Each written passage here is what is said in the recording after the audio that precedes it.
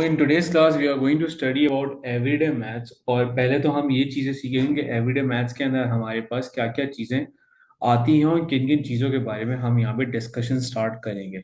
So the first thing is कि everyday maths के अंदर we'll be discussing about a topic of ratios. तो सबसे पहले वाला टॉपिक जो हम जिसके बारे में डिस्कस करेंगे वो है रेशियो. देन सेकेंडली हम डिस्कशन स्टार्ट करेंगे अबाउट रेट. रेट के बारे में बात करेंगे. And third we are going to discuss about time. Time भी इसी टॉपिक के अंदर आएगा. Then we will move forward towards speed. And then speed के बाद हम परसेंटेज वगैरह के ऊपर फोकस करेंगे. एंड परसेंटेज के बाद हम मूव करेंगे profit and loss. And after that we have discount. Discount के बाद हम मूव करेंगे all the way towards tax. Tax के बारे में बात करेंगे. एंड देन आफ्टर टैक्स हम डिस्कस करेंगे सिंपल एंड कंपाउंड इंटरेस्ट. उसके बाद we are going to discuss about hire and purchase. That means कि कोई भी चीज जब आप इंस्टॉलमेंट में बाय करते हो तो उसके बारे में हम डिस्कशन स्टार्ट करेंगे. हायर एंड परचेज इसके बारे में करेंगे. एंड देन कमीशन के बारे में बात होगी. देन मूविंग फॉरवर्ड कमीशन के बाद हम डिस्कस करेंगे currency exchange. Different kind of currencies होंगी उनका डिस्कशन करेंगे. And then exponential growth and decay. And then we have scales and maps. तो ये उस टॉपिक का पूरा होगा. So we have a lot of sub topics to cover in this chapter. So moving forward towards the first one. पहला वाला हमारे पास जो यहाँ पे सब टॉपिक है जिसके बारे में आज हमें डिस्कस करना है इज रेशियोज. तो रेशियोज हमारे पास क्या होता है? A comparison between two same quantities of same units.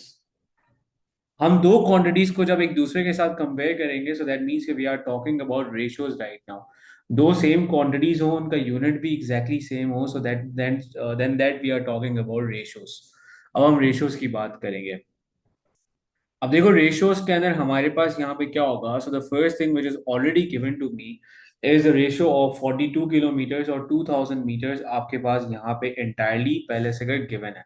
So you have 42 kilometres and you have this thing. ये आपके पास यहाँ पे ऑलरेडी गिवन है आपको और आपको बोला गया है कि इन दोनों का आप रेशियो निकालो. तो now the definition of ratio was a comparison between two quantities with the same unit. Same quantity हो विद द सेम यूनिट हो. हमारे पास यहाँ पे 42 किलोमीटर दिया हुआ है, 2000 मीटर्स दिया हुआ है. The first thing which I am suppose to do right now is to convert. जो हमारे पास यहाँ पे मीटर्स के अंदर दिया हुआ है 2000, हमने इसे कन्वर्ट करना है डिवाइड बाय 1000 करा के ताकि ये मीटर्स में कन्वर्ट हो जाए. It's totally on you whether you move towards metres और whether you move towards kilometre. से कोई मसला नहीं है. तो हमने तीन जीरोस कैंसिल आउट करा है. So now I can right 42 and I can right simply. अब मैं इन दोनों के रेशियोज निकाल सकता हूँ. सो 2 वन टाइम और ये 21 टाइम हो जाएगा. 21:1. अगर आप इसको दोनों को मीटर्स में भी रख से तो भी आपका आंसर एग्जैक्टली सेम आता. Now when it comes to the B part, so in this part you have fraction. तो आप पहले यहाँ पे क्रॉस मल्टीप्लाई इस तरह से कराओ. तो 5 multiply by 10 it is going to become 50 and 7 into 6 is going to become 42. Simplify kara with a table of 2. This will become 21. This will become 25. So the answer is going to become 25:21. ये आपका first answer है. Second वाली example के अंदर क्या हुआ कि सी वाले पार्ट के अंदर if I am going to shift decimal on the right hand side एक टाइम पे, तो यहाँ भी एक टाइम पे शिफ्ट किया.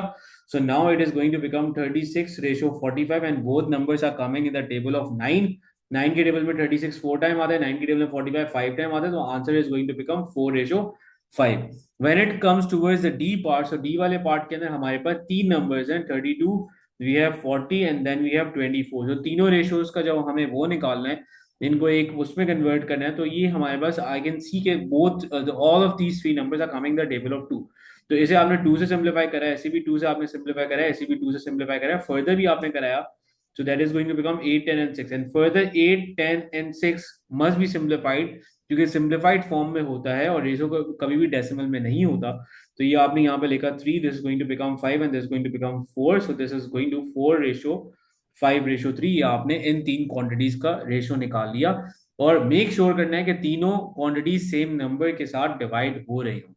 सो now moving forward towards other example, ये कुछ एग्जांपल है जो आप यहाँ पे कर लेना। अगेन आपको किलोग्राम ग्राम्स दिया गया है, तो किसी भी एक सेम यूनिट में ऐसे भी आप ग्राम्स के अंदर कन्वर्ट करे कर लो। अगेन डेसिमल को दो प्लेसमेंट शिफ्ट करे कर लो। सो ये एग्जांपल आपसे इजी वे के अंदर हो जाएगी, जिसमें आपको मसला नहीं होगा। So moving forward towards this example, so there are 40 boys and 25 girls. सबसे पहले वाले पार्ट में बोला गया है कि the number of boys to the number of girls आप बताओ। सो नंबर ऑफ बॉयज हमारे पास है 14 और गर्ल्स है हमारे पास 25। So the ratio is going to become 14:25, and because ये simplify नहीं हो सकता, so ये आपका फाइनल आंसर हो जाएगा इस तरह से कर। आगे बढ़ते हैं towards the next part, the number of girls to the total number players in the team. So total number of players का मतलब है कि आपने 14 और 25 को एड अप कराना है, जिसकी बेसिस के ऊपर आपके पास टोटल नंबर ऑफ प्लेयर्स आ जाएंगे, and which is now going to become 39। अब आपको लिखना है the number of girls, girl का रेशियो और टोटल का रेशियो। तो गर्ल का रेशियो इज 25 और टोटल आपके पास कितने 39। So 25:39 is going to be my answer. तो ये रेशियोज के इस तरह के सवाल आप कर सकते हो, सिंपलेस्ट फॉर्म कहते हैं। अब नाउ हम एक अप्रोच की तरफ मूव करते हैं। In this kind of questions वो हमसे ये कहता है कि आपको ए और बी वाली क्वांटिटी का उन्होंने रेशो दिया, आपको बी और सी वाली क्वांटिटी का रेशो दिया, और आपसे उसने कलेक्टिवली पूछा कि आप रेशो बताओ, ए रेशो बी रेशो सी।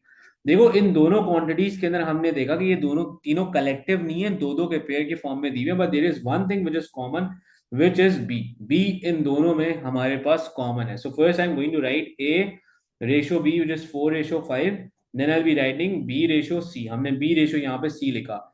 एक चीज के बारे में हमें मेक श्योर करना पड़ेगा कि ये वाला जो नंबर है, अगर मैं इन रेशो को कंबाइन कर रहा हूँ, तो ये वाला जो नंबर है 5 और 3, ये नंबर एग्जैक्टली सेम हो जाए। अगर ये सेम हो जाएगा तो आप इनको मर्ज करा सकते हो, आप इस पूरे को एक दूसरे के साथ मर्ज करा लोगे। So now talking about the multiple of 5 and 3, LCM की बात करें तो 5 और 3 के टेबल में ऐसा कौन सा नंबर है जो 5 और 3 दोनों के ही टेबल में आता है, it's a lowest number. So I am going to multiply this number by 3 ताकि 15 आ जाए। यहाँ पे 5 से मल्टीप्लाई करा ताकि अगेन 15 आ जाए। तो ये पूरी की पूरी रो के अंदर जितनी भी चीजें लिखी होंगी ये 3 से मल्टीप्लाई होंगी और ये 5 से मल्टीप्लाई होंगी। So finally 3 multiply 4 this is going to become 12 and this is going to become 15। 5 multiply by 3 हो जाएगा 15 and 5 multiply by 7 this is going to become 35। ये आपके पास तरह से 35 हो जाएगा। Now as you can see both of the numbers are entirely same. जब नंबर सेम हो गए तो आप इन्हें मर्ज करा सकते हो, and you can write 12:15:35, and these are the ratios of A B and C. आपके पास इन तीनों के रेशियो इस तरह से कंबाइन होकर आ गए। ये आपका फाइनल आंसर हो जाएगा।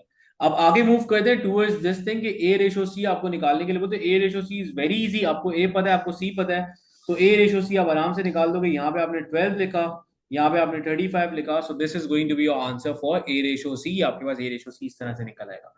Let's do one more example ताकि हमारा कॉन्सेप्ट अच्छे तरीके से क्लियर हो। So again we have X ratio Y, इस तरह से हमें गिवन है। So I am going to write X ratio Y ratio Z. हमने सबसे पहले इन दोनों का रेशो लिखा 11:8, देन हमने लिखा 6 और 7 का ratio. Now I am going to multiply, ऐसे नंबर के साथ मल्टीप्लाई करूंगा जिनकी बेसिस के ऊपर ये दोनों नंबर सेम आ जाए। सो 8 एंड 6 बोथ, जिन दोनों के नंबर के टेबल के अंदर 24 आता है, 8 के टेबल में 24 3 टाइम आता है, 6 के टेबल में 4 टाइम आता है, तो ये वाली पूरी की पूरी रो मल्टीप्लाई होगी 3 के साथ और ये मल्टीप्लाई होगी 4 के साथ। तो finally this is going to become now, ये हो जाएगा 3 multiply by 11 33 and this will become 24। ये हो जाएगा 24 और ये हो जाएगा 4 into 7 28। So I can combine these numbers because these two numbers are exactly same. तो इन रेशो को आप कंबाइन करके लिख सकते हो कि एक्स वाई जी का रेशो है 33:24:28। That's how you are going to write. और अगर एक्स और जी का रेशो मांगा गया है तो एक्स और जी का आप रेशो दे सकते हो, this is 33:28, that is going to be your answer. Second part आप खुद यहाँ पे कर सकते हो। So now moving forward towards the main formula, ये जो आपके पास रेशियो के थ्रू एक फॉर्मूला बनाते हैं, अगर कभी कभार वो टोटल क्वांटिटी की बात करें तो ये फॉर्मूला किस तरह से डिजाइन होता है, इस फॉर्मूले की बात करते हैं। Now this formula will be use in each and every kind of topic. कभी किसी के दरमियान अमाउंट शेयर करनी है, प्रॉफिट शेयर करना है, कैपिटल शेयर करना है, हर जगह ये फॉर्मूला हमारे पास यूज हो रहा होगा। तो ये आपके पास एक इसकी अप्रोच है जो आपको यहाँ पे पता होनी चाहिए आप किस तरह से करोगे। So let's make the formula. अगर if I want to figure out the quantity of A, अगर मुझे यहाँ पे ए की क्वांटिटी चाहिए तो मैं यहाँ पे न्यूमरेटर के अंदर लिखूंगा ए का ratio and divide by total ratio multiply by total quantity. अब ए का रेशो क्या है? करंटली जो आपके पास यहाँ पे ए का रेशो है वो है एक्स। तो एक्स मैंने लिखा, मैं फॉर्मूला सिर्फ बना के दिखा रहा हूं ताकि आपके लिए इजी हो। देन आई कैन सी के यार total ratio is the total of X and Y and Z. तो X plus Y plus Z multiply by total quantity is given A. तो मल्टीप्लाई बाय ए करा दिया। That's how I am going to figure it out. Let's do one example. यहाँ पे ए का ratio 5 है, B का ratio 8 है, सी का रेशियो 9 है और टोटल क्वांटिटी आपके पास 110 गिवन है।